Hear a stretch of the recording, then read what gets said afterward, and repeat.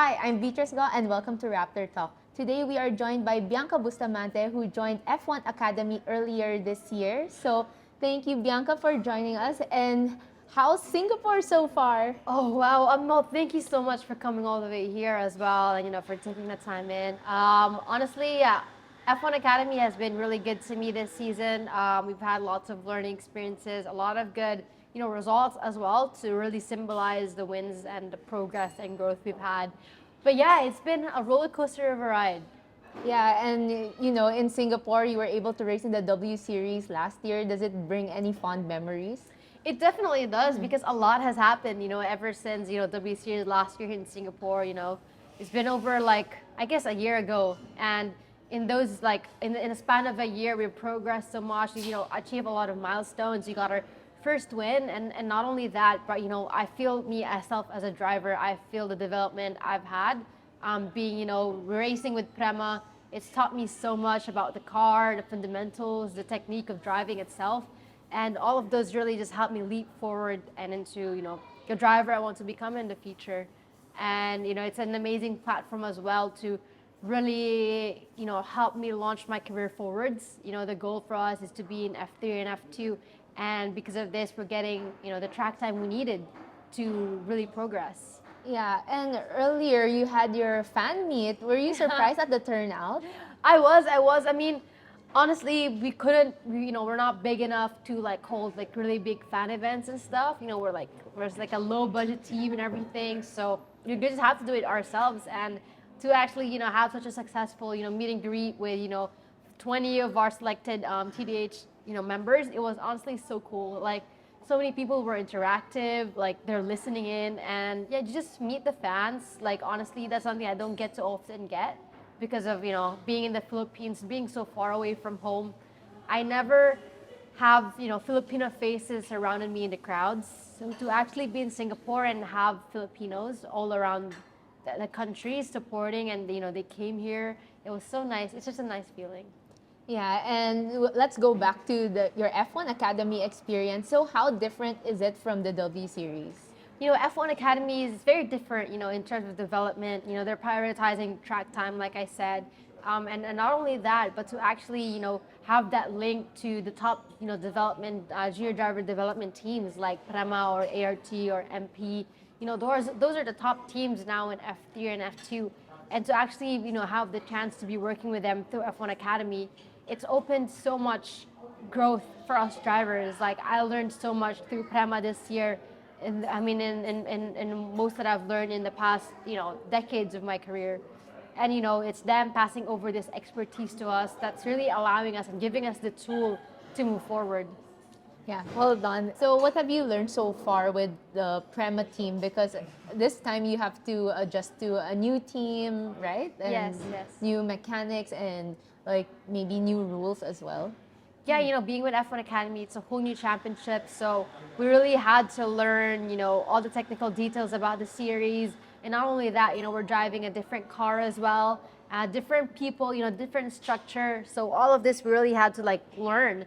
And the biggest, learning for me is just to actually, as a driver, to be really fast in the car. I mean, we've grown massively, time-wise or pace-wise in the car. Last year I was like, last? I was like 4 seconds off the pace. As a driver, it's not where I wanted to be, but it's just where I was, based on my experience, based on my skills.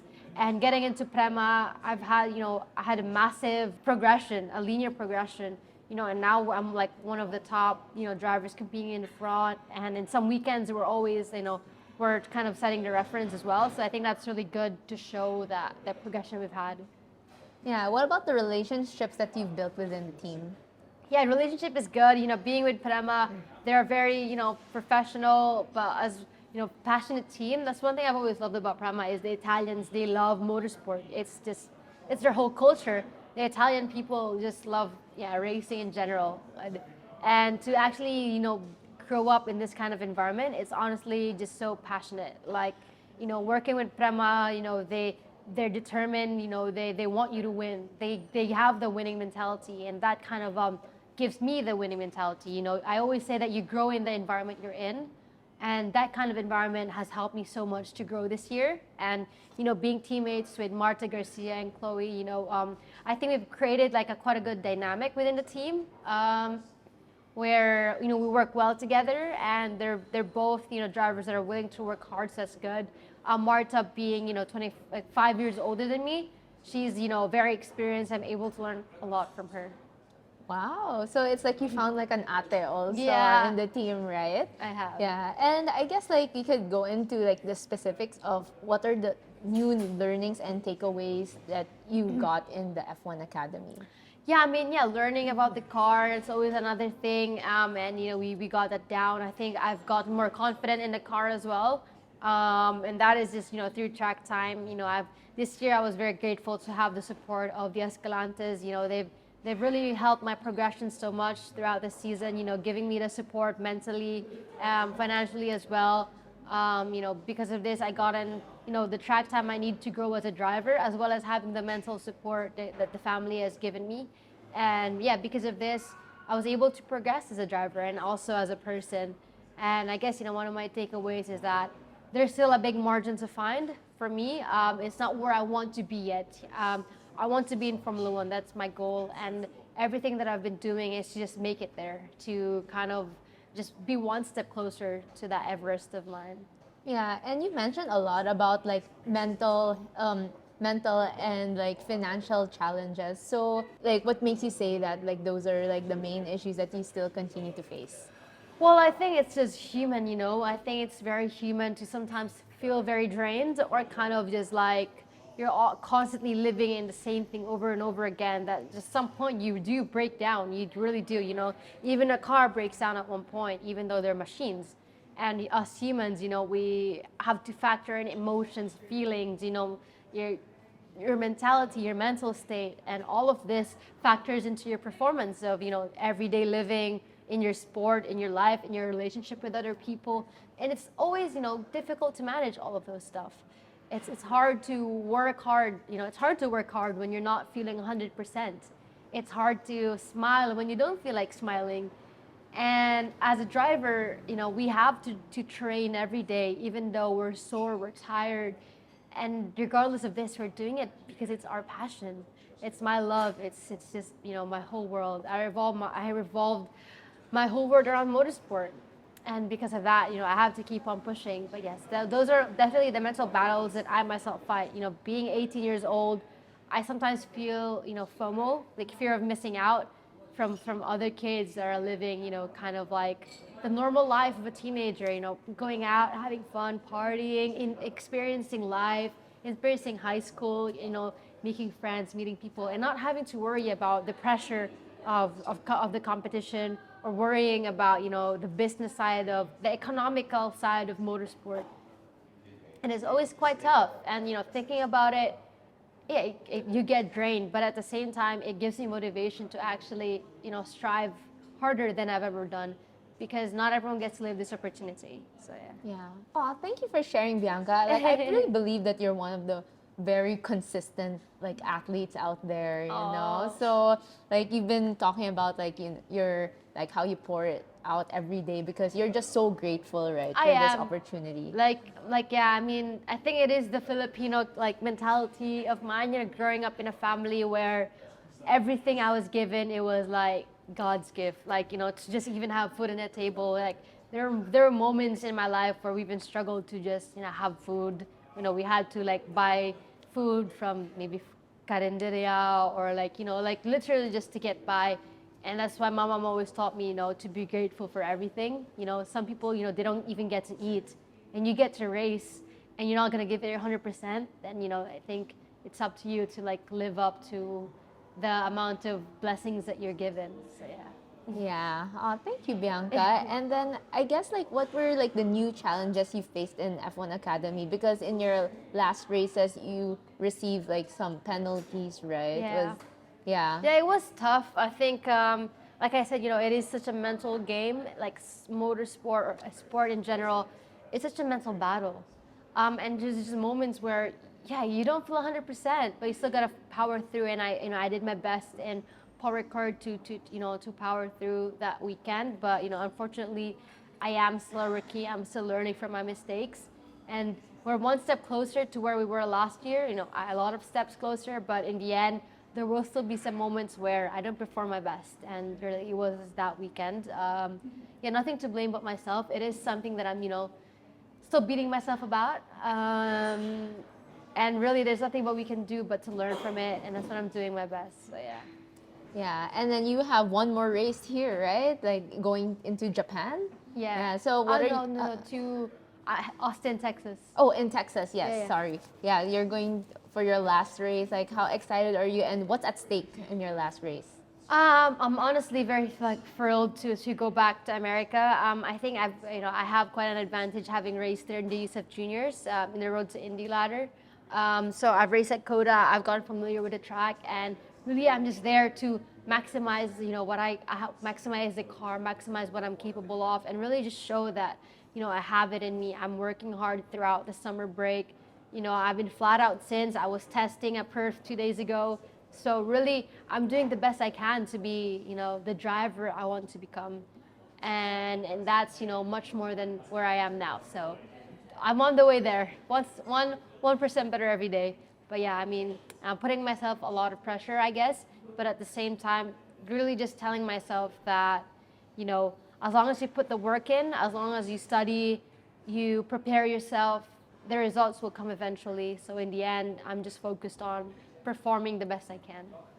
Yeah, and I guess like what is the highest possible finish you can have in the whole season? So yeah, right now we're P7 championship. I still want to fight for P4. I think it's still possible to finish within top 5 in the championship if we have a really good weekend for Coda, because everyone's quite close in the standings. So yeah. Yeah, and then I guess like with your experience in F1 Academy, what's next for you? Well, what's next for Pia? I mean, we want to keep progressing as a driver. I think it's very, easy to kind of want to catch up and move up. But in the end, I'm still quite relatively young.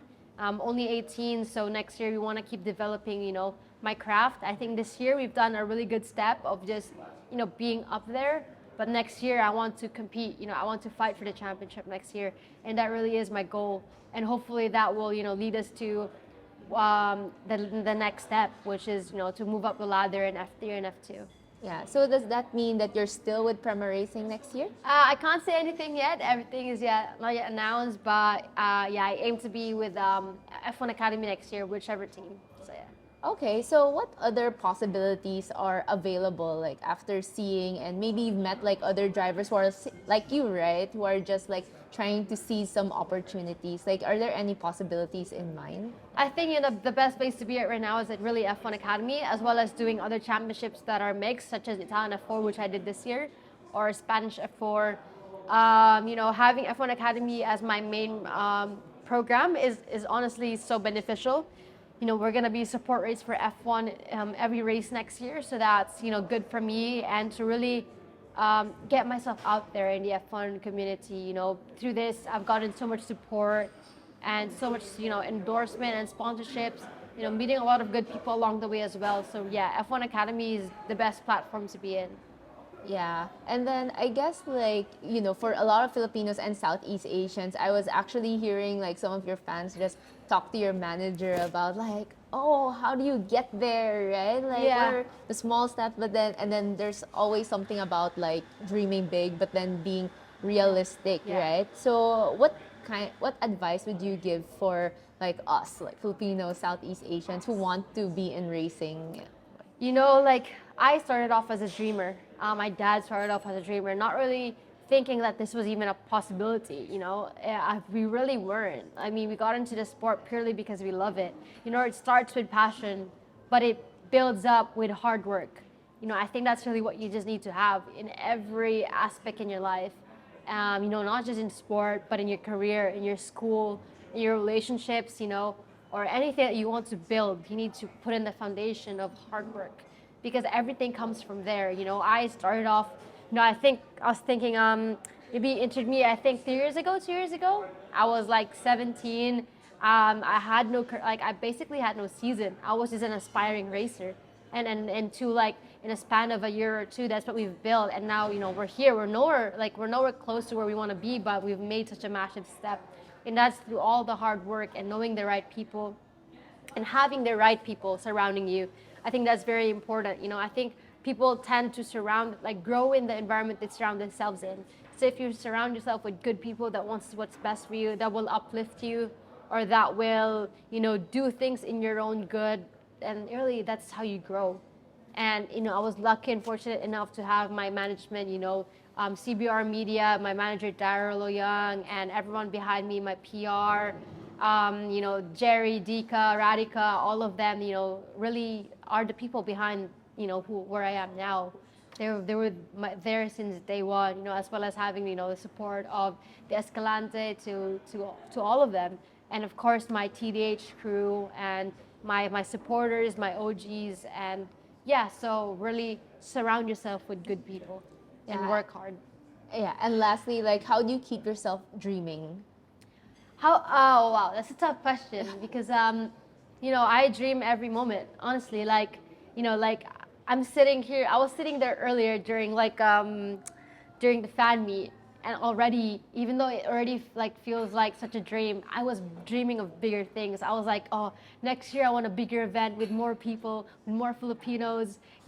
When I'm up there racing or when I win a race, and you just, every moment, just try to visualize yourself in a better situation, because eventually, that's where you'll be. You manifest the things that happens around you.